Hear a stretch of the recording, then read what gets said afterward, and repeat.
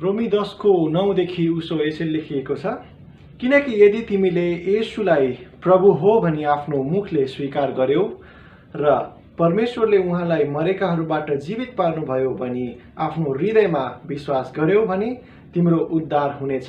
किनकि मानिसले आफ्नो हृदयले विश्वास गर्छ र ऊ निर्दोष ठहरिन्छ अनि उसले आफ्नो मुखले स्वीकार गर्छ र उद्धार पाउँछ। धर्मशास्त्र भन्छ, उहाँमाथि भरोसा राख्ने कोही लाजमा पर्ने छैन, किनकि यहुदी र अन्य जातिमा केही भेद छैन। उहाँ एउटै प्रभु, सबैका प्रभु हुनुहुन्छ र उहाँलाई पुकार्ने सबैलाई आफ्नो प्रशस्त आशिष दिनुहुन्छ। किनकि प्रभुको नाउँ पुकार्ने हरेकले उद्धार पाउनेछ। साँच्चै नै प्रभुको नाउँ पुकार्ने हरेकले उद्धार पाउँदछ। र आजको यस संगतिमा ख्रीष्टको नाउँमा पुकारा गर्ने र ख्रीष्टलाई आफ्नो उद्धार र मुक्तिदाता हुनुहुन्छ भनी विश्वास गर्ने मण्डली परिवार र साथसाथै यस अनलाइन मार्फत हेर्दै गर्नुभएका यहाँहरू सबैजनालाई आजको यस संगतिमा स्वागत र जय मसीह। आशा छ मण्डली परिवार सबैजना आराम कुशल नै हुनुहुन्छ होला। हामीले निरन्तर रूपमा यहाँहरूको निम्ति प्रार्थना गरिरहेका छौँ, प्रार्थनामा सम्झिरहेका छौँ र यदि तपाईहरू पनि हामीसँगै प्रार्थनामा जोडिन चाहनुहुन्छ भनेदेखि तपाईले हाम्रो सोमबार हुने प्रार्थनाको संगतिमा 8:45 मा जुम संगति मार्फत हामीसँग जोडिन सक्नुहुनेछ। र यदि बाइबल अध्ययनमा पनि तपाईले हामीसँगै हामीबाट सिक्न र केही कुराहरू बाँडिएका कुराहरू जान्नलाई चाहनुहुन्छ, इच्छुक हुनुहुन्छ भनेदेखि हामीसँगै बिहीबारको संगतिमा जोडिन सक्नुहुनेछ।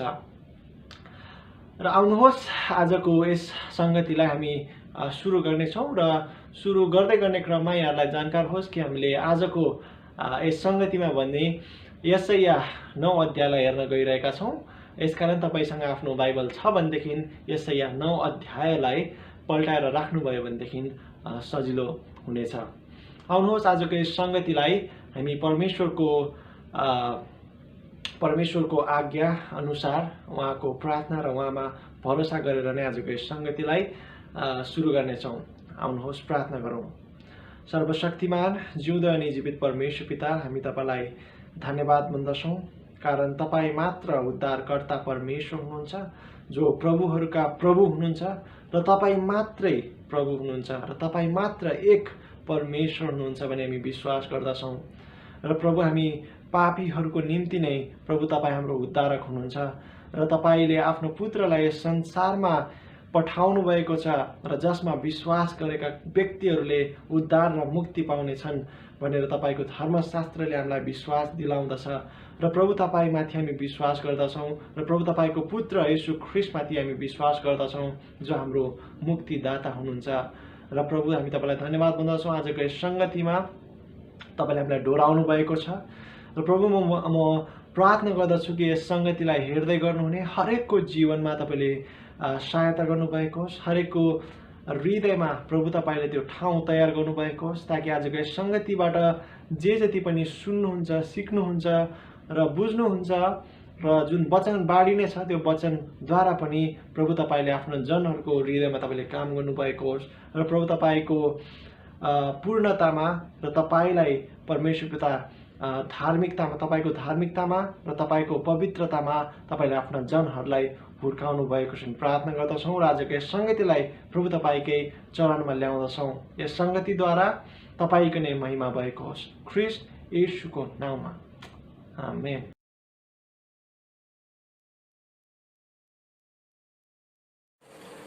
सम्पूर्ण दाजुभाइ तथा दिदीबहिनीहरूमा ख्रीष्टीय न्यानो अभिवादन, जय मसीह। आउनुहोस् हामी प्रेरितहरूको विश्वासको सारलाई अध्ययन गर्नेछौँ। म विश्वास गर्दछु एक परमेश्वर सर्वशक्तिमान पिता, स्वर्ग र पृथ्वी सृष्टि गर्नुहुने माथि, अनि उहाँका एकले पुत्र हाम्रा प्रभु येशू ख्रीष्टमाथि, जो पवित्र आत्माको शक्तिद्वारा गर्भधारण हुनुभयो, कन्या मरियमदेखि जन्मनुभयो, जसले पन्तियस पिलातसको अधीनमा दुःख भोग्नुभयो, जो क्रुसमा टाँगिनुभयो, मर्नुभयो, गाडिनुभयो अनि तेस्रो दिनमा मरेकाहरूबाट भ्युतनुभयो, स्वर्गमा चढिजानुभयो अनि सर्वशक्तिमान परमेश्वर पिताको दाहिने हातपट्टि बस्नुभएको छ, जहाँदेखि उहाँ जिउँदा र मरेकाहरूको न्याय गर्नलाई फेरि आउनुहुनेछ। म विश्वास गर्दछु पवित्र आत्मामाथि, पवित्र मण्डलीमाथि, पवित्रहरूको सङ्गतिमाथि, पाप मोचनमाथि, शरीरको पुनरुत्थानमाथि र अजम्बरी जीवनमाथि। आमेन।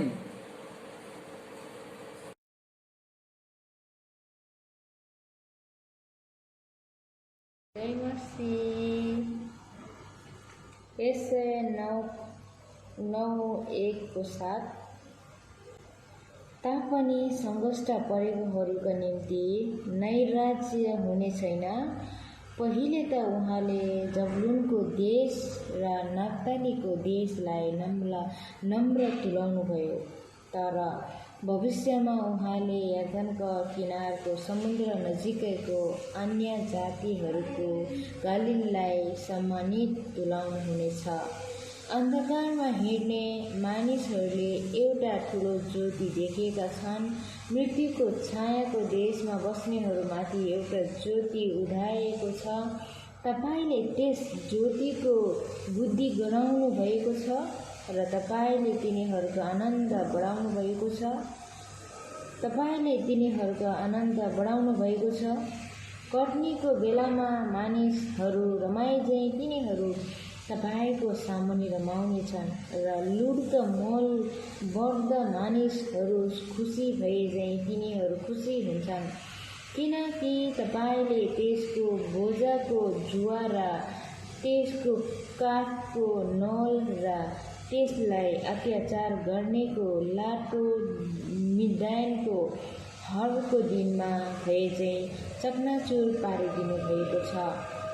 लडाइँमा प्रयोग गरेको हरेक सिपाहीका जुत्ता र रगतमा मुछिएको हरेक पोसाक जलाउनलाई छुट्याएको हुनेछ र आगोको निम्ति इन्धन हुनेछ, किनभने हाम्रा निम्ति एकजना बालकको जन्म भएको छ र हाम्रा निम्ति एकजना छोरो दिएको छ। शासन उहाँको काखमा हुनेछ। उहाँ जम्माका सल्लाहकार, शक्तिशाली परमेश्वर, अनन्तका पिता, शान्तिका राजकुमार कहलाउनुहुनेछ। उहाँको शासन र शान्तिको बुद्धिको अनन्त कहिले हुने छैन। दाहुदको सिंहासन र तिनको राज्यमाथि त्यसलाई न्याय र धार्मिकताको साथ स्थित गराउन त्यस बेलादेखि सदाको निम्ति उहाँले राज्य गर्नुहुनेछ। सर्वशक्तिमान परमप्रभुको जोशले यो पुरा गर्नेछ।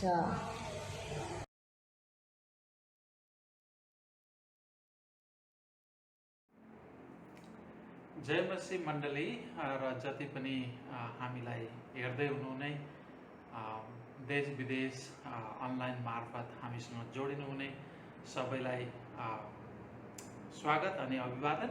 आउनुहोस्, आज हामी यशायाको 9 अध्यायबाट वचन हेर्ने जमर्को गर्दैछौँ। 9 अध्यायको 1 देखि 7 पद। सो तपाईँले आफ्नो बाइबल खोलेर आफ्नो छेउमा राख्नुभयो भने वचन बुझ्न अवश्य नै सजिलो हुनेछ। आउनुहोस्, छोटो प्रार्थना गरौँ अनि प्रार्थनासँगै वचनतिर लागौँ। स्वर्गीय पिता, हामी तपाईँलाई धन्यवाद दिन्छौँ। यस समय फेरि पनि हामी तपाईँका मानिस तपाईँको वचनको वरिपरि आउन सौभाग्य पाएका छौँ। यसको लागि तपाईँलाई धन्यवाद। हे परमप्रभु, मेरा चट्टान, मेरा उद्धारक, मेरा मुखका शब्द र मेरो हृदयको ध्यान तपाईँको दृष्टिमा ग्रहण योग्य हौँ। यसो ख्रीष्टको उच्च अनि पवित्र नाममा आमेन। आजको शीर्षक मैले लिएको छु प्रियहरू, नम्रहरूको महिमित आशा। नम्रहरूको महिमित आशा। अहिले नेपालमा मानिसहरू फेरि पनि नेपाली, हाम्रा नेपाली दाजुभाइ दिदीबहिनी आमा बुवा सबै लागेर राजा आऊ देश बचाऊ भनेर चाहिँ नारा र जुलुस लगाएर हिँडेको हामीहरू पाउँदछौँ, देखेका छौँ र सुन्दैछौँ अहिले विभिन्न के अरे सोसियल मिडिया मार्फतबाट होइन। पहिले हामीहरूलाई थाहा छ केही वर्ष अगाडि 10-15 वर्ष अगाडि राजा चाहिएन भनेर हामी नेपाली नै हौँ जसले राजालाई लखेटे र आफूले चुनेका मानिसहरूले राम्रो गर्छन् भनेर उनीहरूलाई चुनेर चाहिँ भोट दिएर चुनेर चाहिँ मन्त्रीहरू बनाए होइन। अनि त्यहाँबाट अहिले मानिसहरू प्रजातन्त्र चाहिएन राजतन्त्र चाहियो भनेर खोजिरहेका छन्। प्रजातन्त्रबाट मानिसहरू अघाए अनि त्यहाँबाट राजतन्त्र चाहियो। अस्ति तपाईको राजा चाहिएन भनेर राजालाई लखेटे, अहिले प्रजातन्त्र चाहिएन भनेर राजा आऊ देश बचाऊ भन्न थालेका छन्। मानिसहरूको सबैभन्दा ठुलो समस्या चाहिँ के हो प्रिय? मानिसहरूको सबैभन्दा ठुलो समस्या भनेको राजा मन्त्री हो अथवा अरू कुनै कुरा छ। मानिसको सबैभन्दा ठुलो समस्या भनेको मेरो विचारमा स्वाधीनता र स्वतन्त्रता जस्तो लाग्छ र यो कुरा म तपाईलाई प्रमाणित गर्ने प्रयास पनि गर्नेछु अगाडि बढ्दै जाँदाखेरि।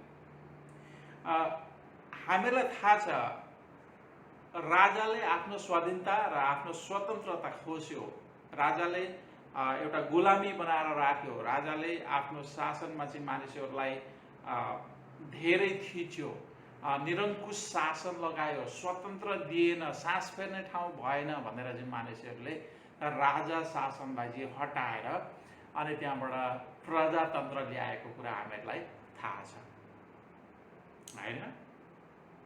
सो मानिसले स्वाधीनता र स्वतन्त्रताको लागि राजा हटाए र आफ्नो स्वाधीनता र स्वतन्त्र पुरा गर्नको लागि उनीहरूले चाहिँ के अरे प्रजातन्त्र देशमा ल्याए है। अनि आफैले चुनेर बनाएका देश चलाउने संसदहरूलाई चाहिँ उनीहरूले चुनेर चाहिँ हामीहरूले चुनेर चाहिँ राख्यो, भोट हालेर राख्यो। अहिले अब आफूले चुनेका मानिसहरू, आफूले के अरे प्रजातन्त्र ल्याएर चुनेर चाहिँ मन्त्री परिषदमा राखेका मानिसहरूले राजाले भन्दा दुगुणा गुलामी बनाउन थाले। उनीहरूको मात्रै दुनो भर्ने, तर जनताहरूलाई जति पायो त्यति उनीहरूको के अरे स्वतन्त्र स्वाधीनताको हरण गर्न थालेको हामी पाउँछौँ। अब मानिसहरूले तपाईँको सास फेर्ने ठाउँ पाउन छोडिसकेका छन्। सरकारले आफूले चुनेर राखेका मानिसहरूले चाहिँ यतिसम्म मानिसहरूलाई लादिरहेका छन्, भारी लादिरहेका छन् कि त्यो भारीले थिचेर मानिसहरूलाई गाह्रो भइसकेको छ। उनीहरूले आफ्नो स्वतन्त्र स्वाधीनता सबै अथवा राजाको पालामा भन्दा अहिले आफूले चुनेर राखेका मानिसहरूको पालामा धेरै गुमाएको महसुस गरेका छन्। तपाईको मानिसको सबैभन्दा ठुलो समस्या भनेको राजा अथवा मन्त्री होइन।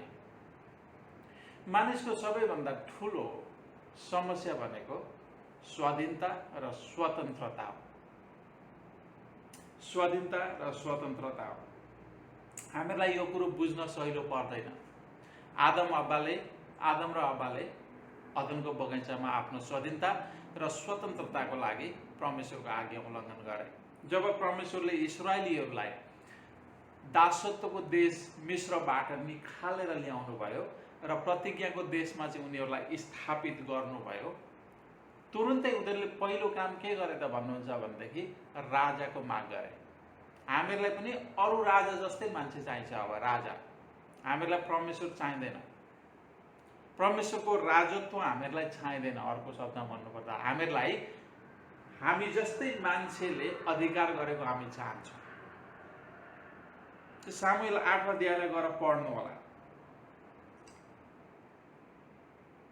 इस्राएलीहरूले परमेश्वर जसले उद्धार गर्नुभयो, जसले प्रेम गर्नुभयो, जसले गरुडको पखेटामा उनीहरूलाई निकालेर ल्याउनु भयो, त्यो परमेश्वरलाई राजा हुनबाट इन्कार गरेर इस्राएलीहरूले आफू जस्तै राजा मागेको हामी पाउँदछौँ।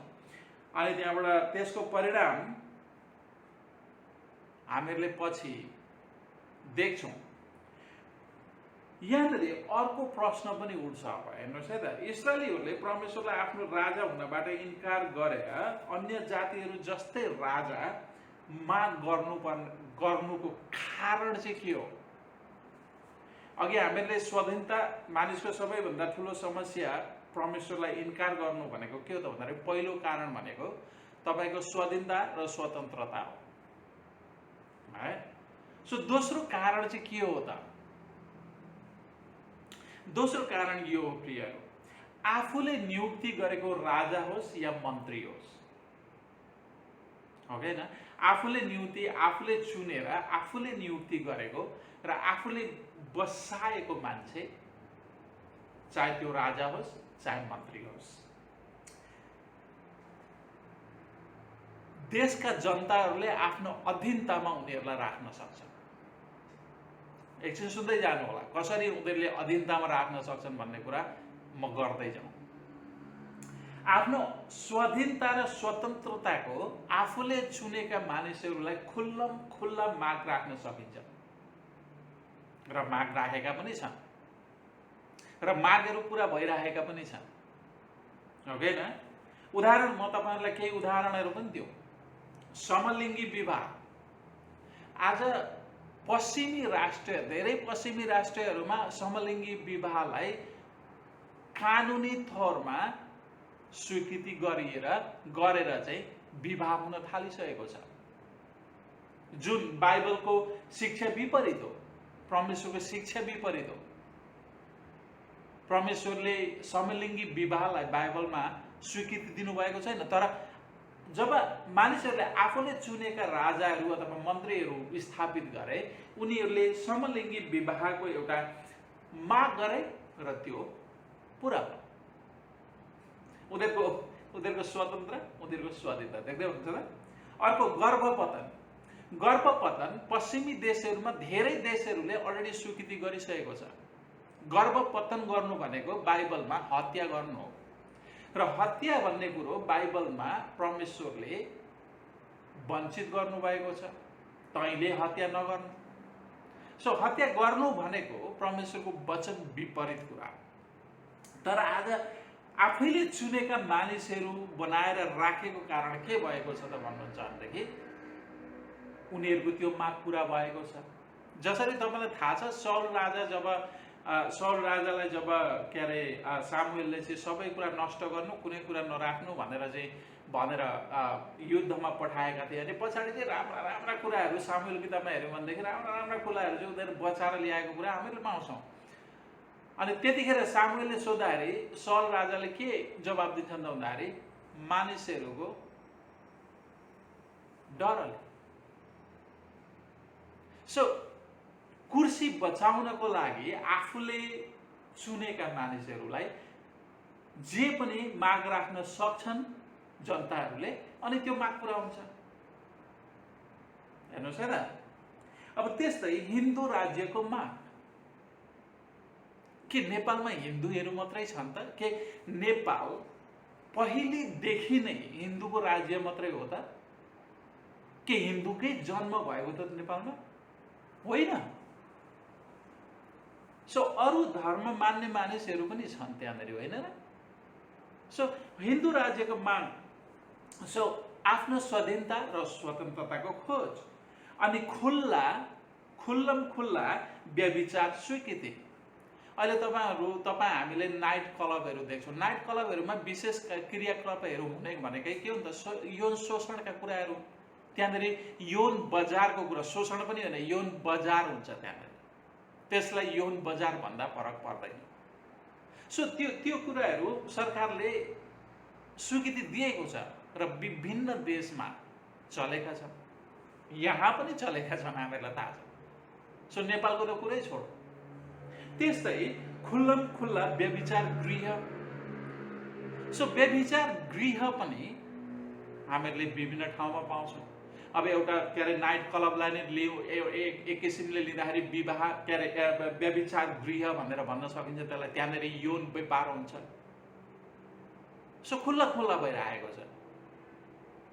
अब यो खुल्ला कुराहरू जुन यी कुराहरू के हो त भन्दाखेरि बाइबल विपरीत शिक्षा हो। परमेश्वरले यी शिक्षाहरूलाई घृणा गर्नुहुन्छ, इन्कार गर्नुहुन्छ, स्वीकृति दिनुभएको छैन। सो आफूले चुनेर बनाएको मानिसलाई जे माग गर्न पनि सकिन्छ। अनि माग पुरा भयो भने भोट दिएर त्यसलाई राख्यो, जुन दिन माग पुरा हुँदैन त्यसलाई फ्याँको, अर्कोलाई ल्यायो। कारण दोस्रो कारण भनेको पहिलो, मानिस आफ्नो स्वाधीनता र स्वतन्त्रताको लागि परमेश्वरको अधीनमा बस्न चाहँदैन।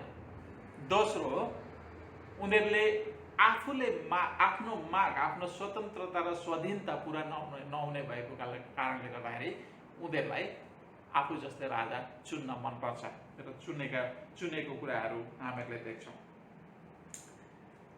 अहिले नेपालमा तपाईँको प्रजातन्त्र लखेटेर, किनभने प्रजातन्त्रले उनीहरूले मागेको कुरा पुरा नगरेकाले प्रजातन्त्र लखेटेर चाहिँ राजतन्त्र ल्याउनको लागि चाहिँ राजा आऊ देश बचाऊ भनेर चाहिँ जुलुस लगाएर हिँडेका छन् मानिसहरू।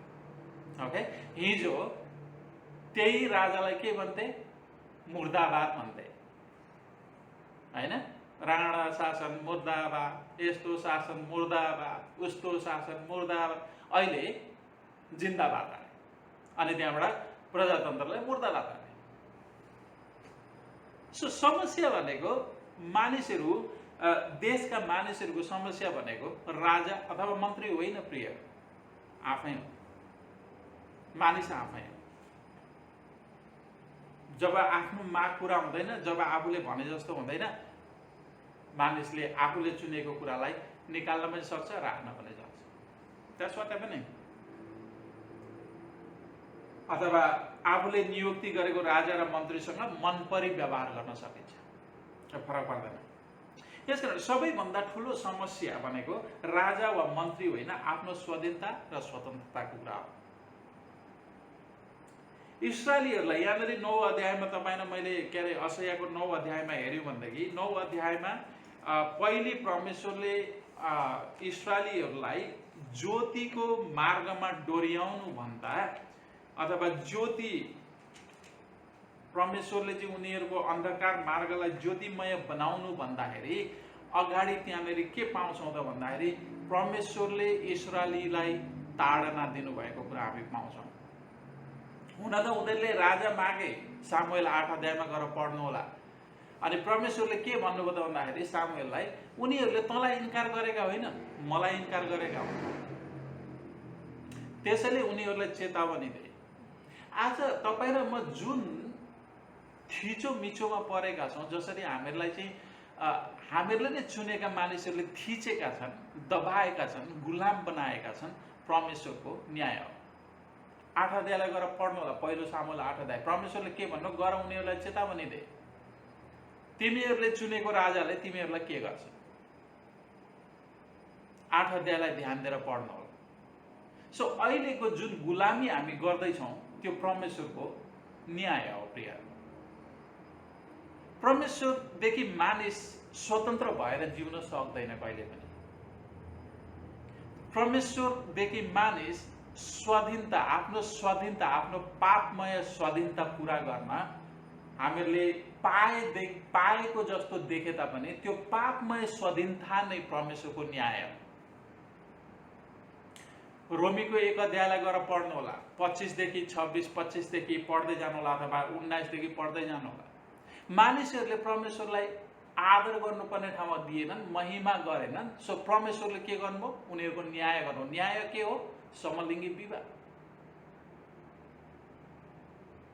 मूर्ति पूजा, परमेश्वरको न्याय हो।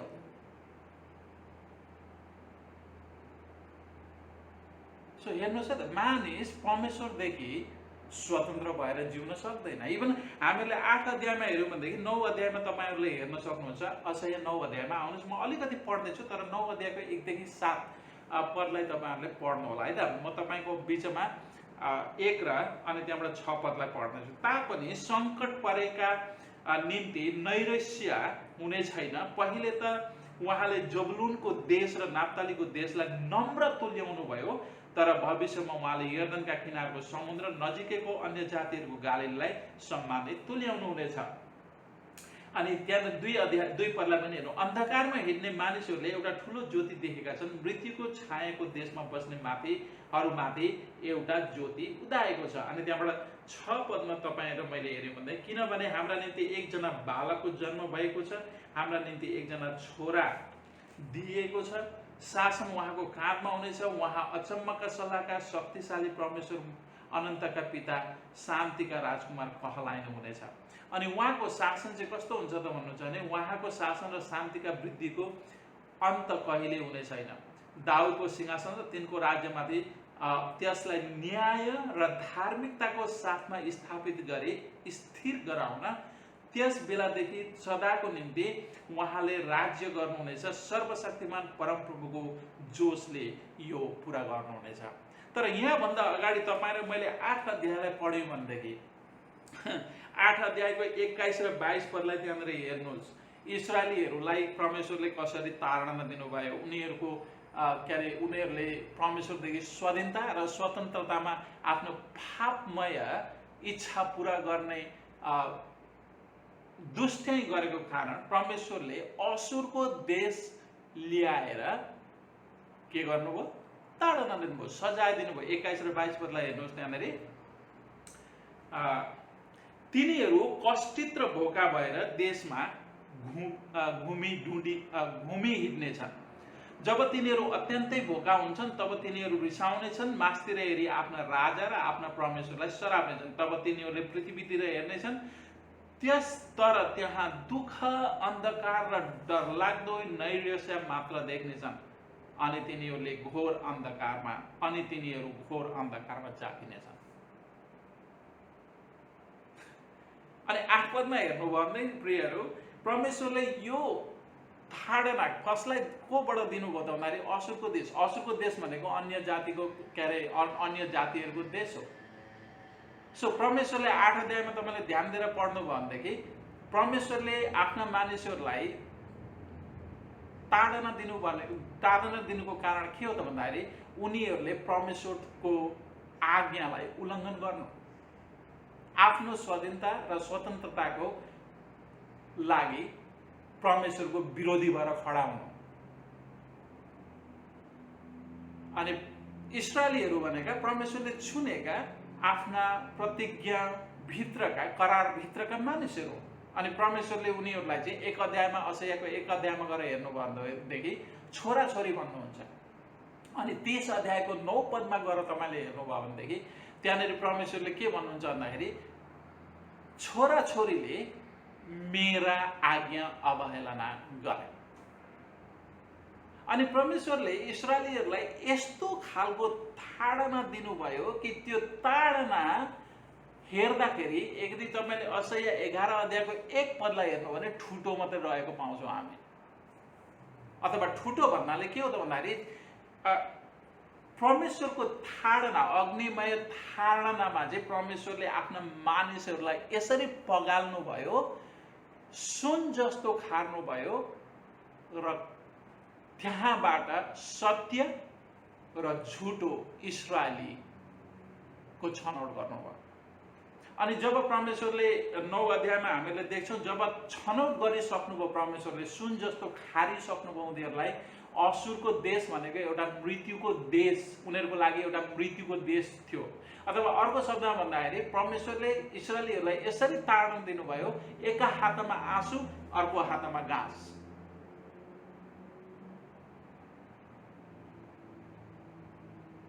अनि त्यहाँबाट जब परमेश्वरले ताडना दिइसक्नुभयो र त्यहाँनिर सुन खारे चाहिँ पत्रुसले उसमा भने चाहिँ, पत्रुसको आफ्नो किताबमा भने चाहिँ सुन खारे चाहिँ जब उहाँले खार्नुभयो, त्यहाँ चाहिँ के भयो? कसिङ्गर पनि निस्क्यो र साँचो सुन पनि निस्क्यो।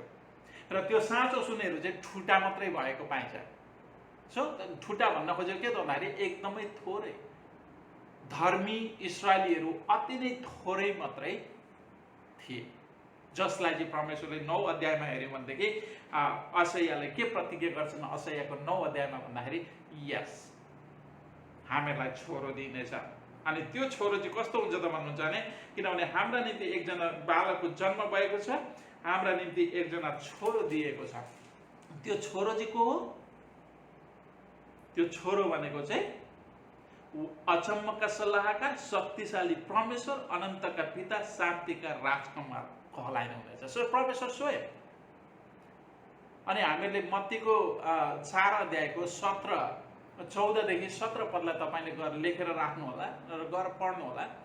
14 देखि 17 पदमा के भनिएको छ त भन्दाखेरि उहाँ आउनुहुनेछ र केवल उहाँ इस्राएलीहरूको मात्रै ज्योति भएर आउनुहुने छैन, तर उहाँले चाहिँ ज्योति अन्धकारमा हिँड्ने अन्य जातिहरूको लागि पनि ज्योति लिएर आउनुहुन्छ।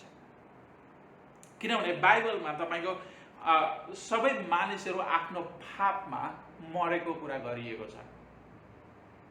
यदि तपाईँ र मैले एपिसीको 2 अध्यायको पहिलो पदलाई हेऱ्यौँ भनेदेखि पावलले के भन्छन्? तिमीहरू आफ्ना पापमा र अपराधमा मरेका थियौ। सो पाप र अपराध भनेको के हो त भन्दाखेरि मृत्यु हो। पाप र अपराधले मान्छेलाई मृत्युमा ठेल्छ। सो मृत्यु पनि के हो त भन्नुहुन्छ भने मृत्यु भनेको कुनै प्राकृतिक कुरा होइन। जन्म भनेको प्राकृतिक कुरा हो, तर मृत्यु भनेको प्राकृतिक कुरा होइन। मृत्यु भनेको परमेश्वरको न्याय हो। अनि हिब्रूको किताबमा के भनेको छ त भन्दाखेरि परमेश्वरले दोस्रो मृत्युदण्ड दिनुहुन्छ। पहिलो मृत्युदण्डबाट मात्रै मानिसहरू परमेश्वरदेखि बच्न सक्दैनन्, परमेश्वरले दोस्रो मृत्युदण्ड पनि दिनुहुन्छ। सो यहाँनिर 9 अध्यायमा हामीले हेऱ्यौँ भने असैयाको 9 अध्यायमा हेऱ्यौँ भनेदेखि नम्र हारिएका, नम्र आफूलाई नम्र तुल्याउने, परमेश्वरको अगाडि परमेश्वरमा सधैँभरि चाहिँ इमान्दार रहने, परमेश्वरलाई प्रेम गर्ने, परमेश्वरका आज्ञा मान्ने, परमेश्वरको अगाडि घुँडा टेकेर चाहिँ तपाईँ नै मेरो सहारा हुनुहुन्छ, तपाईँ बिना म अर्थहीन छु, म शक्तिहीन छु, म केही गर्न सक्दिनँ, म आफैलाई पनि बचाउन सक्दिनँ, तपाईँ मेरो सहारा हुनुहुन्छ, तपाईँ मेरो परमेश्वर हुनुहुन्छ, तपाईँ मेरो तपाईँले मलाई उद्धार गर्न सक्नुहुन्छ भनेर जसले आफूलाई नम्र तुल्याएर परमेश्वरको अगाडि सुम्पन्छ अथवा घुँडा टेक्छ, परमेश्वरले उनीहरूको हेरचाह गर्नुहुन्छ, उनीहरूलाई उद्धार गर्नुहुन्छ, उनीहरूलाई बचाउनुहुन्छ। प्रियहरू, परमेश्वरको ताडना भनेको सजिलो हुँदैन। थाहा छ तपाईँलाई, धर्मी अयुबले आफू जन्मेको दिन सरापेका छन्। दाउदले आफ्नो हड्डी मखाएको कुरा गरेका छन्, बोली बन्द भएको कुरा गरेका छन्, कान नसुन्ने बहिरो भएको कुरा गरेका छन्। जब परमेश्वरले ताड्न दिनुहुन्छ आफ्ना मानिसहरूलाई, खार्नको लागि ताड्न दिनुहुन्छ भनेर हिब्रूले भन्दछन्। 12 अध्यायमा गएर पढ्नु होला, हिब्रूको 12 अध्याय। उनले भन्छन् परमेश्वरले ताड्न दिनुहुन्छ यसकारण कि आफ्ना मानिसहरूले उहाँको ताडनाद्वारा धार्मिकताका फल फलाउन सकुन्। परमेश्वरले आफ्नो ताडनामा आफ्ना मानिसहरूलाई के गर्नु त भन्दाखेरि ताडना, परमेश्वरले आफ्ना मानिसहरूलाई ताडना दिने भनेको नष्ट गर्न होइन, उनीहरूलाई सुन जस्तो अथवा हिरा मोती जस्तो एउटा शुद्ध बनाएर एउटा परिपक्व मानिस बनाउनको लागि उहाँले ताडना दिनुहुन्छ। र त्यस ताडनामा छानिने कुरा पनि आउँछन्। धेरै मानिसहरू जसले चाहिँ परमेश्वरमा साँचो रूपले विश्वास गरेका छैनन्, उनीहरू त्यो ताडनामा चाहिँ छानिएर चाहिँ तपाईँको भुजतिर लाग्छन् अथवा कसिङ्गरतिर हुन्छन् भनेदेखि जो ख्रिस्टलाई साँचो हृदयले सुरुदेखि नै प्रेम गर्नेहरू चाहिँ एउटा सुन जस्तो, निखुर सुन जस्तो भएर परिपक्व भएर निस्किन्छन्। अनि जसले चाहिँ ख्रिस्टमा जस्तो सुकै परिस्थितिमा पनि ख्रिस्टलाई उनीहरूले त्याग्दैनन्, ख्रिस्टमा उनीहरू सधैँभरि जोडिएर रहन्छन्, ख्रिस्टलाई समातेर रहन्छन्, ख्रिस्टका वचनमा रहन्छन्, के अरे समस्याहरूमा उनीहरूले चाहिँ सङ्घर्ष गर्छन् र त्यो सङ्घर्षमा परमेश्वरसँग उनीहरूले सहयोग माग्छन्, पवित्र आत्माको सहयोगमा उनीहरूले त्यो सङ्घर्षलाई पराजित गर्छन् अनि त्यहाँबाट एउटा निखुर सुन जस्तो बनाएर परमेश्वरले निकाल्नुहुन्छ। सो यहाँनिर 9 अध्यायमा हेर्नुहोस्, ती मानिसहरू जब परमेश्वरले सबैलाई, चाहे धर्मी होस् चाहे कसिङ्गर होस्, सबैलाई पहिले के गर्नुभयो, असुरको देश ल्याएर चाहिँ उनीहरूलाई ताड्न दिनुभयो। अनि त्यहाँबाट असुरको देश ल्याएर ताड्न दिइसकेपछि अनि त्यहाँबाट उहाँले चाहिँ रहल पहल ठुटाहरूलाई, जो धर्मी, जो परमेश्वरमा भरोसा राख्ने, परमेश्वरमा नम्र भएर परमेश्वरमा चाहिँ आफ्नो जीवन समर्पण गर्ने, परमेश्वरलाई नै मेरो सबै कुरा हुन्छ भनेर आफूलाई समर्पण गर्ने मानिसहरूको निम्ति चाहिँ असह्यद्वारा परमेश्वरले के गर्नुभयो, सुसमाचार सुनाउनु। हाम्रो निम्ति एउटा छोरा दिइनेछ। सो नयाँ करारमा आएर हेऱ्यौँ भनेदेखि यो छोरा र बालक को हो त भन्दाखेरि स्वयं येशू ख्रीष्ट परमेश्वरलाई हामीहरूले पाउँदछौँ, किनकि उहाँ नै को हुनुहुन्छ त भन्दाखेरि अनन्तका पिता हुनुहुन्छ है।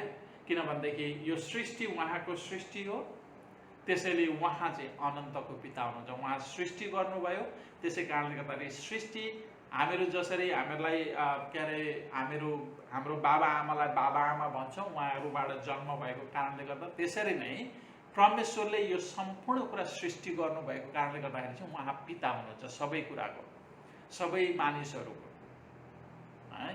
सो चाहे मानिसले स्वीकारोस् या नस्वीकारोस् होइन, अरू मानिसहरूले स्वीकारुन् नस्वीकारुन्, तर हामी क्रिस्चियनहरूलाई के थाहा छ त भन्नुहुन्छ भनेदेखि परमेश्वर सबै कुराको सृष्टिकर्ता हुनुभएकोले उहाँ पिता हुनुहुन्छ है। र पिता कस्तो पिता भन्दाखेरि आफ्नो मानिसहरूलाई ताड्न दिने तर प्रेम राखेर ताड्न दिने परमेश्वर हुनुहुन्छ। उहाँको ताडनामा पनि प्रेम हुन्छ है। अनि यहाँनिर के गर्नुभएको छ त परमेश्वरले भन्दाखेरि असह्यद्वारा भन्नुहुन्छ, ओके म तिमीहरूको लागि, अब तिमीहरू छानिएका, तिमीहरू निखुर सुनका लागि चाहिँ के गर्छु, आफ्नो राजा दिन्छु तिमीहरूलाई, आफ्नो पुत्र दिनेछु, मेरो छोरा नै तिमीहरूलाई दिनेछु। अनि उहाँले चाहिँ न्याय र धार्मिकतामा तिमीहरूमाथि शासन गर्नुहुनेछ। वाउ है। ख्रिस्टको राज्य भनेको अन्यायको राज्य होइन प्रिय, अधर्मी, अहिलेको अधर्मी जस्तो राज्य होइन, अहिलेको जस्तो अन्याय राज्य होइन। ख्रिस्टको राज्य भनेको न्याय र धार्मिक राज्य हुन्छ। र त्यो न्याय, किनकि उहाँ न्यायी हुनुहुन्छ र उहाँ स्वयं धार्मिक परमेश्वर हुनुहुन्छ, त्यसैले उहाँको राज्य न्याय र धार्मिकताले सजाउ भएको हुन्छ है। त्यहाँनिर कसैले पनि अन्याय सहनु पर्दैन अहिलेको जस्तो। सो ख्रिस्टको राज्य भनेको एउटा धार्मिक राज्य हो। अनि परमेश्वरले भन्नुभयो, तिमीहरू धार्मिक मानिसहरूलाई, सुन जस्तो खारिएर के अरे ममा भरोसा राखेर बस्नेहरूको लागि चाहिँ अब तिमीहरू नम्रको लागि चाहिँ म के गर्छु, धार्मिक राजा मेरो आफ्नै पुत्र दिनेछु, जसले चाहिँ दाउदको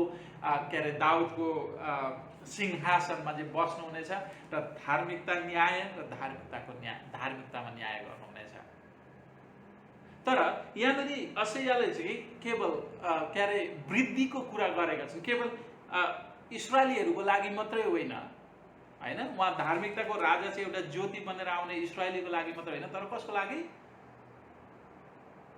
अन्य जातिहरूको लागि वृद्धि गराउने कुरा गरिएको छ। अनि मत्ती 4 अध्यायको 14 देखि 17 हेऱ्यौँ भनेदेखि त्यहाँनिर चाहिँ अन्य जातिहरूमा पनि त्यो ज्योति, त्यो जीवनको ज्योति चाहिँ छम्केको हामीहरूले देख्छौँ, अथवा अन्धकारमा अथवा मृत्युको देशमा रहने मानिसहरूले ज्योति देखेका छन् है।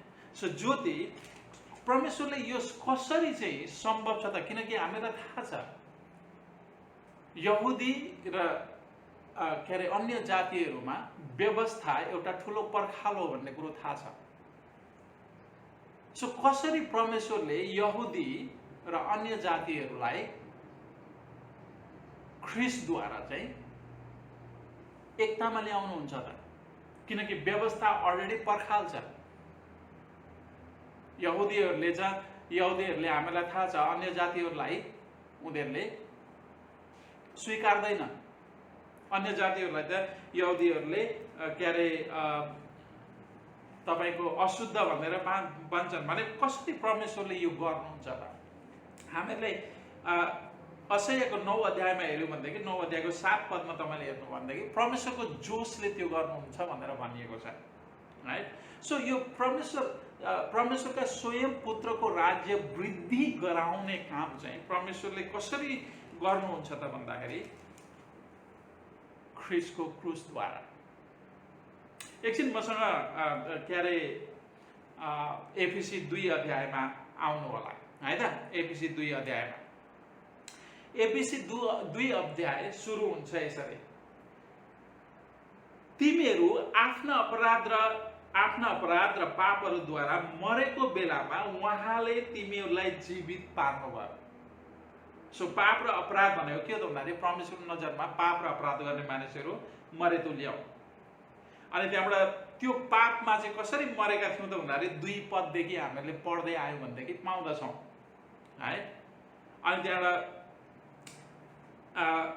त्यसै गरेर यहाँ 11 पददेखि हामीले हेर्दै आयौँ भनेदेखि त्यहाँनिर के भन्छन्? याद राख, अघि तिमीहरू शरीर अनुसार अन्य जाति छँदा शरीरमा हातबाट खतना गरेका यहुदीहरूले चाहिँ हामीहरूलाई बेखतनाका भन्थे। अनि त्यो भएका कुराले गर्दाखेरि चाहिँ हामी के थियौँ त भन्दाखेरि ख्रिस्टभन्दा अलग। हेर्नुहोस् है त 12 पद, इस्राएलका नागरिक हकबाट बाहिर भएका थियौ र प्रतिज्ञाका कुराहरूबाट बिराना आशा नभएका र यस संसारमा परमेश्वर रहित थियो। अनि 13 पदमा हेर्नुहोस्, तर तिमीहरू जो त्यस बेला ख्रिस्ट येशूबाट टाढा थियो अब ख्रिस्टको रगतले नजिक भएका छौ। सो ख्रिस्टले परमेश्वरले यहुदी र अन्य जातिलाई कसरी एउटा परिवारमा ल्याउनु भयो त भन्दाखेरि ख्रिस्टको रगतले, क्रुसको मृत्युद्वारा है। अनि यहाँनिर के भन्छन्? 14 पद, किनकि उहाँ नै हाम्रो शान्ति हुनुहुन्छ, उहाँले हामी दुवैलाई अथवा यहुदी र अन्य जाति दुवैलाई एउटै बनाउनु भएको छ र विभाजन ल्याउने शत्रुताको पर्खाल भत्काइदिनु भएको छ। अनि त्यहाँबाट उनले निरन्तर भन्दै जान्छ र उहाँले व्यवस्थालाई, त्यो पर्खाल चाहिँ के हो त भन्दाखेरि 15 पद, व्यवस्थालाई त्यसका आज्ञाहरू, राइट? व्यवस्था चाहिँ एउटा पर्खाल थियो। अनि त्यहाँबाट त्यसलाई चाहिँ परमेश्वरले कसरी भत्काउनु भयो भन्दाखेरि अनि उहाँले क्रुसद्वारा 16 पदमा, अनि क्रुसद्वारा हामी दुवैलाई एउटै शरीरमा परमेश्वरसँग मेल गराएर शत्रुतालाई शेष गर्नुभयो। अनि त्यहाँबाट 17 पद, उहाँले आएर तिमी टाढा भएका अथवा अन्य जातिहरू र नजिक भएकाहरूलाई यहुदीहरू मिलापको सुसमाचार सुनाउनु भयो, किनकि उहाँद्वारा नै हामी दुवैले एउटै पवित्र आत्मामा पिता कहाँ प्रवेश पाएका छौँ। सो ख्रिस्टको क्रुसको मृत्यु र पवित्र आत्माको सङ्गति द्वारा चाहिँ हामी यहुदी र अन्य जातिहरू के भएका छौँ? एक भएका छौँ। परमेश्वरमा एउटा मन्दिर, परमेश्वरको पवित्र मन्दिर भएर चाहिँ जोडिन मौका पाएका छौँ। त्यो त्यो त्यो त्यो त्यो गर्ने चाहिँ कसरी भन्दाखेरि ख्रिस्टको क्रुसको मृत्यु। सो हामी मरेका थियौँ, हाम्रो पापमा अपराधमा मरेका थियौँ, अनि ख्रिस्टले चाहिँ सुसमाचार सुनाएर हामीलाई बोलाउनु भयो। हाम्रा पापहरू जब हामीले ख्रिस्टमा के अरे विश्वास गऱ्यौँ, अनि त्यहाँबाट हाम्रा पापहरू क्षमा गरेर चाहिँ हामीलाई आफ्नो परिवारमा सामेल गराउनु भयो। त्यसैले के अरे यहाँनिर हेर्नुहोस् 8 र 9 पद, 2 अध्यायको 8 र 9 पद के भनेको छ? किनभने अनुग्रहबाट विश्वासद्वारा तिमीहरू उद्धार पाएका छौ र यो तिमीहरू आफैबाट होइन, यो त परमेश्वरको प्रदान हो, कर्मद्वारा होइन, नत्र त मानिसले घमण्ड गर्नेछ। सो उद्धार र मुक्ति भनेको के हो त भन्नुहुन्छ भनेदेखि एउटा परमेश्वरको सित्तैको वरदान हो, अनुग्रह हो, प्रेम हो। परमेश्वरले ख्रिस्टद्वारा सबैलाई दिनुभएको छ। वरदान भनेको किनिँदैन, वरदान भनेको कसैबाट थाप्ने कुरा हो, आशिष। त्यसैले ख्रिस्ट चाहिँ उद्धार र मुक्तिको परमेश्वरद्वारा मानिसहरूलाई वरदान हुनुहुन्छ। सो घमण्ड एउटा मानिसहरूले आज हामीहरूले हेर्छौँ, हुन त मानिसहरूले बुझेर पनि गरेका हुन सक्छन्, नबुझेर पनि गरेका हुन्छन्। धेरै मानिसहरू तपाईँको तीर्थ व्रत दान धर्म गर्ने गर्छन्। किन त भन्दाखेरि स्वर्गीय कमाउन। तर स्वर्गीय कमाउन सकिँदैन। कमाउने कुराले चाहिँ के गर्छ त भन्नुहुन्छ भने, यदि यी सबै गरेर मैले स्वर्ग कमाउन सक्छु भनेर चाहिँ सोच्ने हो भनेदेखि त्यो चाहिँ घमण्ड ठहरिन्छ। किनकि स्वर्गीय कमाउन सकिँदैन, परमेश्वरले दिनुहुने सित्तैको वरदान हो। अनि त्यो वरदान चाहिँ को हुनुहुन्छ? ख्रीष्ट येशू हुनुहुन्छ, जो चाहिँ ज्योति हुनुहुन्छ। उहाँले भन्नुभयो म संसारको ज्योति हो। संसार चाहिँ मृत्युको अन्धकारमा छ, तर ख्रीष्ट आएर चाहिँ त्यो अन्धकारलाई उठाएर चाहिँ अनन्त जीवनको सुसमाचार प्रचार गर्नुभयो। त्यसैले उहाँ चाहिँ जीवन, साँचो जीवनको परमेश्वरको उपहार हुनुहुन्छ हामी सबै मानिसहरूलाई, जो अन्धकारको देश अथवा मृत्युको देशमा जीवन जिइरहेका छौँ। त्यसैले प्रियहरू, म तपाईँलाई जो पनि हुनुहुन्छ, तपाईँ यदि तपाईँले ख्रीष्टलाई ग्रहण गर्नुभएको छैन भने उद्धार र मुक्ति कमाउन परिश्रम गर्न नगर्नुहोस्। आफ्नो परिश्रम त्यो गरेर व्यर्थमा नगुमाउनुहोस्। परमेश्वरले तपाईँ र मलाई आफ्नो अनुग्रहमा, सित्तैमा ख्रीष्ट येशूद्वारा उद्धार र मुक्ति दिँदै हुनुहुन्छ। त्यसैले थाप्नुहोस्, किनकि परमेश्वरले आज तपाईँलाई त्यो उपहार दिँदै हुनुहुन्छ। नम्र हुनुहोस्, ख्रीष्ट प्रभुलाई मेरो प्रभु, मेरो परमेश्वर भनेर त्यो उपहार थाप्नुहोस्। अनि तपाईँले आफ्नो पाप सबै गल्तीहरूका क्षमा पाउनुहुनेछ र ख्रीष्टले तपाईँलाई अन्धकारको संसारबाट आफ्नो ज्योतिमय राज्यमा, धार्मिक राज्यमा प्रवेश गराउनुहुनेछ। अनि जुन दिन जब उहाँ आउनुहुन्छ त्यो दिन हामीलाई आफ्नो धार्मिक राज्यमा लैजानुहुनेछ। तपाईँ जसले ख्रीष्टलाई पाउनु भएको छ, ख्रीष्टलाई आफ्नो प्रभु, आफ्नो परमेश्वर भनेर ख्रीष्टको पछि लाग्नु भएको छ, घमण्ड गर्न आजैदेखि छोडौँ। किनभने घमण्डले परमेश्वरको ताडना ल्याउँछ। स्वतन्त्र, म परमेश्वरदेखि स्वतन्त्र र स्वाधीनता र स्वतन्त्रले जिउन सक्छु भनेर सोच्नु भनेको सबैभन्दा मूर्ख कुरा हो प्रिय। किनकि अन्य जातिहरू त परमेश्वरभन्दा स्वतन्त्र, परमेश्वरको अधिकारभन्दा, उहाँको शासनभन्दा अलग स्वाधीन र स्वतन्त्र भएर जिउन सक्दैनन् भने तपाईँ र म को हौँ? हामी त उहाँका मानिस हौँ। परमेश्वरले भन्नुभयो असुरको देश मेरो ताडना दिने लट्ठी हो, इस्राएलीहरूलाई ताडना दिने लट्ठी हो। बेबिलोन मेरो ताडना दिने लट्ठी हो। परमेश्वरदेखि कोही पनि स्वतन्त्र हुन सक्दैन। किनभने यो परमेश्वरको संसार हो, परमेश्वरको सृष्टि हो। त्यसैले परमेश्वरदेखि स्वतन्त्र हुन खोज्ने मानिसहरूलाई पनि न्याय गर्नुहुन्छ। हामीले अघि नै हेरिहाल्यौँ, इस्राएलीहरूले आफू जस्तै राजा मागे, त्यसको प्रतिफलमा संसारभरिकै मानिसहरूले त्यो न्यायको प्रतिफल भोगिराख्नु परेको छ। सो परमेश्वरले तपाईँ र म आफ्ना मानिसहरूबाट के चाहनुहुन्छ त प्रिय? वास्तवमा पुरानो करारमा हामीले के देख्छौँ? उहाँले छान्नु भएको कुरा के हो? घमण्ड त्यागेर नम्र भएर उहाँको शरणमा पर्नु, उहाँको चरणमा आउनु, उहाँलाई भन्नु तपाईँ नै मेरो परम प्रभु परमेश्वर हुनुहुन्छ। तपाईँमा म बलियो हुन्छु, तर म चाहिँ तपाईँ बिना शक्तिहीन छु। तपाईसँग तपाईँ भएर तपाईँ मेरो जीवनमा हुनुभयो भने मैले ख्रीष्टमा जे पनि गर्न सक्छु। तर म आफू स्वतन्त्र भएर, तपाईँदेखि स्वतन्त्र भएर चाहिँ केही गर्न सक्दिनँ। म कमजोर छु, मलाई तपाईँको खाँचो छ।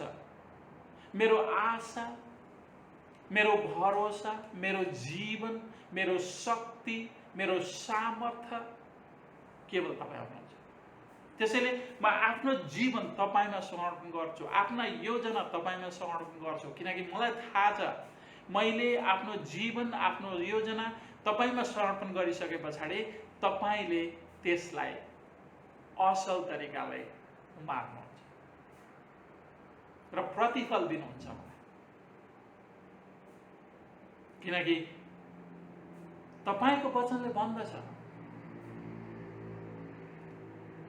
सबै कुरा परमेश्वरलाई सुम्पिदिए अनि उहाँले तेरा मार्गहरू सोझा बनाउनुहुनेछ।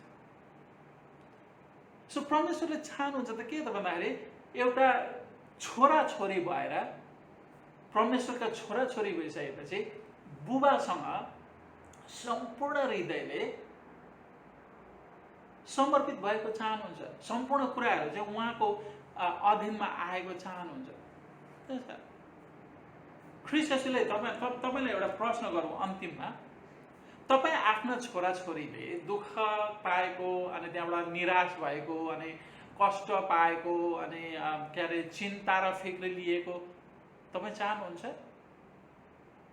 तपाईँको छोराछोरी दुखी भएर एकातिर पर्केर बसिरहेको छ भनेदेखि तपाईँ वास्तै गर्नुहुन्न, अथवा तपाईँले आफ्ना छोराछोरीलाई कुनै पनि दुःख कष्ट अथवा पीर अथवा चिन्ता फिक्री आउनुभन्दा अगाडि नै उनीहरूलाई थियो नआओस् भनेर चाहिँ तपाईँले तयार गर्नुहुन्छ कुराहरू, उनीहरूको लागि भविष्यको लागि के अरे योजनाहरू तपाईँ पुरा गर्नु तयार गर्नुहुन्छ।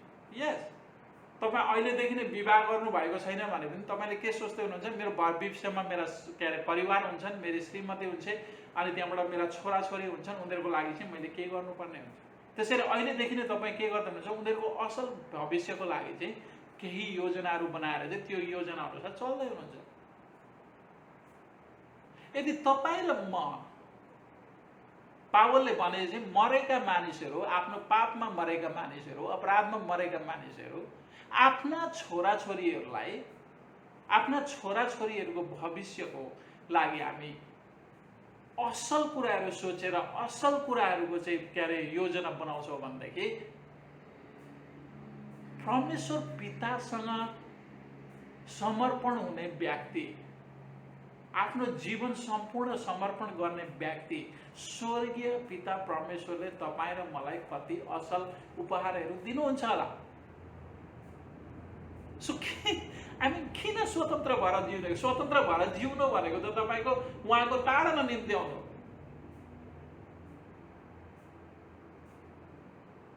उहाँमा समर्पित भएर, नम्र भएर उहाँमा जीवन समर्पित गर्नु भनेको के हो त प्रियहरू भन्दाखेरि उहाँको आशिषको भागीदार हुनु।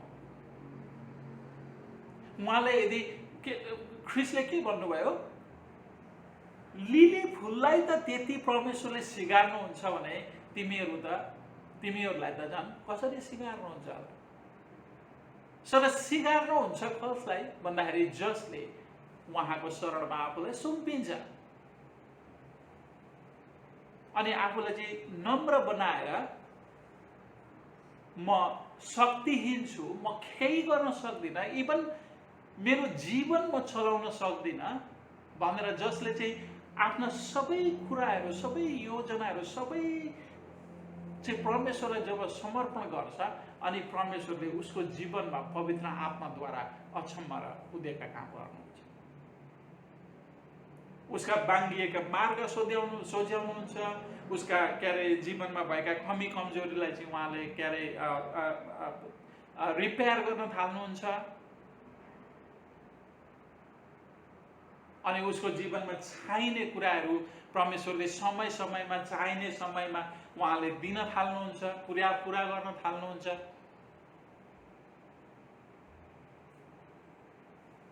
परमेश्वरले चाहनु भएको नि त्यही नै हो प्रिय। उहाँले के चाहनुहुन्छ कि हामी उहाँदेखि स्वतन्त्र भएर जिउने प्रयास नगरौँ, सक्दैनौँ। हामी उहाँदेखि स्वतन्त्र भएर जिउन सक्दैनौँ। उहाँ परम प्रभु परमेश्वर हुनुहुन्छ।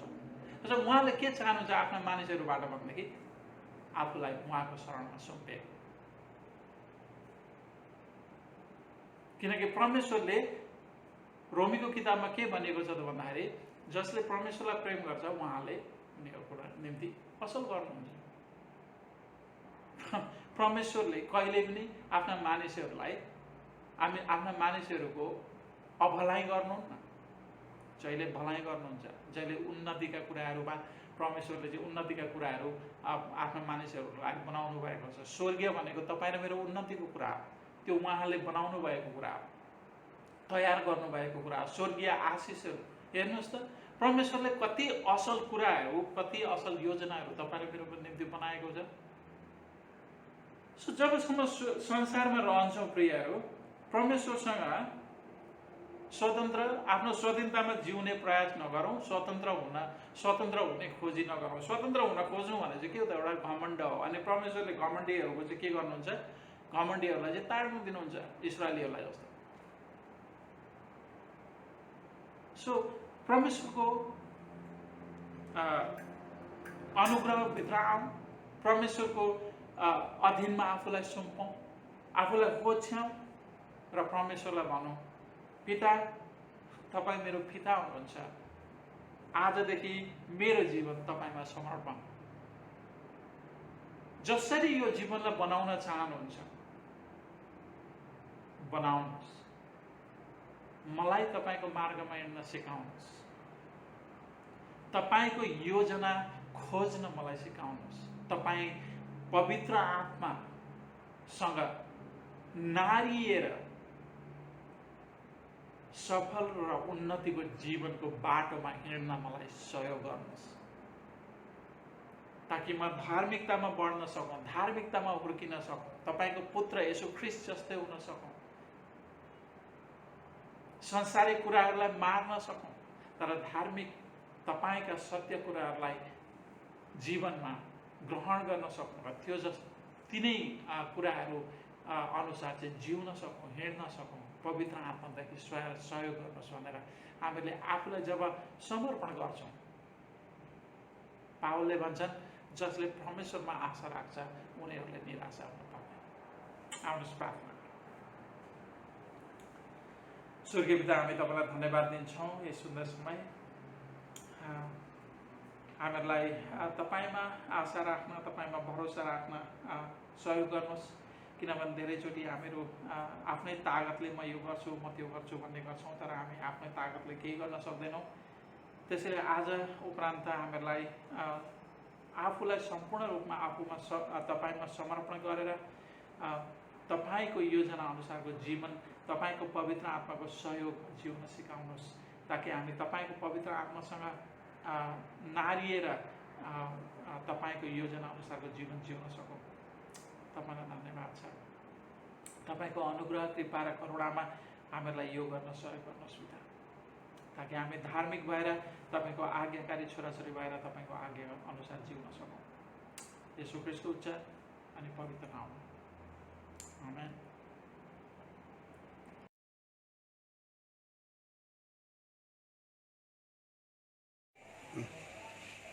सम्पूर्णलाई ख्रीष्ट येशूको न्यानो नाममा जय मसीह। सदा झैँ आज पनि हामी पश्चातापको प्रार्थनाद्वारा सुरु गर्नेछौँ। सर्वशक्तिमान प्रभु, हाम्रा स्वर्गीय पिता, हामीले तपाईँ र हाम्रा मानिसहरूको विरुद्धमा पाप गरेका छौँ। हाम्रो विचार, बोली र कामद्वारा, असंवेदनद्वारा, कमजोरीद्वारा, हामी आफ्नै जानी नजानी गरेका भुलद्वारा हामी साँच्चै नै दुखी छौँ र हाम्रा सबै पापहरूको पश्चाताप गर्दछौँ। तपाईँको पुत्र येशू ख्रीष्टको खातिर जो हाम्रो निम्ति मर्नुभयो, विगतका सबै कुराहरूको लागि क्षमा दिनुहोस् र तपाईँलाई हाम्रो जीवनको नवीनतामा सेवा गर्न स्वीकार्नुहोस्। तपाईँको नामको महिमाको निम्ति आमेन।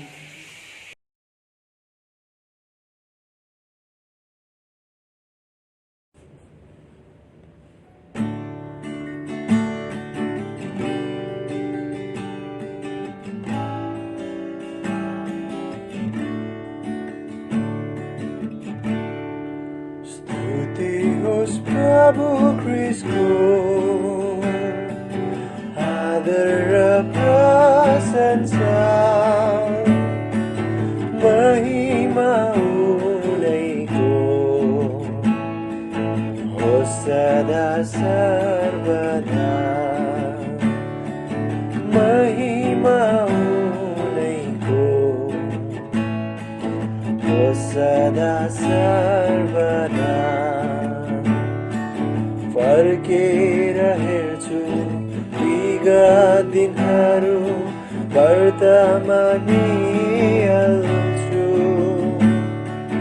फर्केर हेर्छु विगत दिनहरू वर्तमानिहाल्छु आशिषको झरी जीवनैभरि आशिषको झरी जीवनैभरि वर्षेको थाहा गर्छु औधी रमाउँदै पूर्ण हृदयले क्रिस्टको बढाइ गर्छु औधी रमाउँदै पूर्ण हृदयले क्रिस्टको बढाइ गर्छु स्तुति होस् प्रभु क्रिस्टको आदर र प्रशंसा महिमा उनैको होस् सदा सर्वदा महिमा उनैको होस् सदा सर्वदा अत्यन्त प्रेमी अति समर्थी क्रिस्ट मेरा छन् साथी अत्यन्त प्रेमी अति समर्थी क्रिस्ट मेरा छन् साथी मेरो अविश्वास औहारमा पनि मेरो अविश्वास औहारमा पनि येशू छन् विश्वासी यसकारण भन्छु जय हालेलुया धन्यवाद चढाउँछु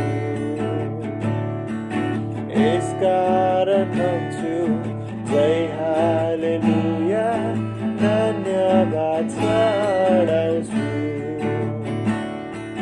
स्तुति होस् प्रभु क्रिस्टको आदर र प्रशंसा महिमा उनैको होस् सदा सर्वदा महिमा उनैको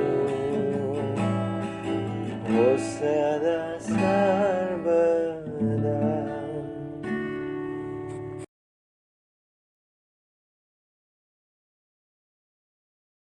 आउनुहोस् हामी प्रभुले सिकाउनु भएको प्रार्थना गर्नेछौँ।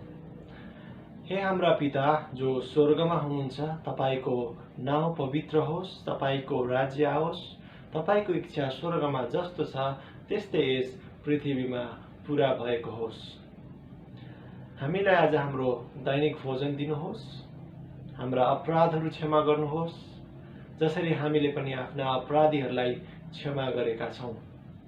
हामीलाई परीक्षामा पर्न नदिनुहोस् तर दुष्टबाट छुट्याउनुहोस्, किनभने राज्य पराक्रम र महिमा सदा सर्वदा तपाईकै हुन्। आमेन।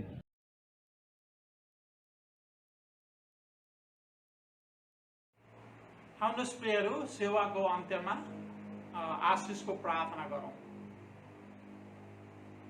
परमेश्वर पिताको प्रेम, पुत्र येशू ख्रीष्टको अनुग्रह, पवित्र आत्माको सेवा र संगति हामीहरूसँग हिजो आज र सदा सर्वदा रहिरहोस्। आमेन। यसकारण भन्छु जय हालेलुया धन्यवाद चढाउँछु यसकारण भन्छु जय हालेलुया धन्यवाद चढाउँछु होस् प्रभु क्रिस्टको आदर र प्रशंसा महिमा उनैको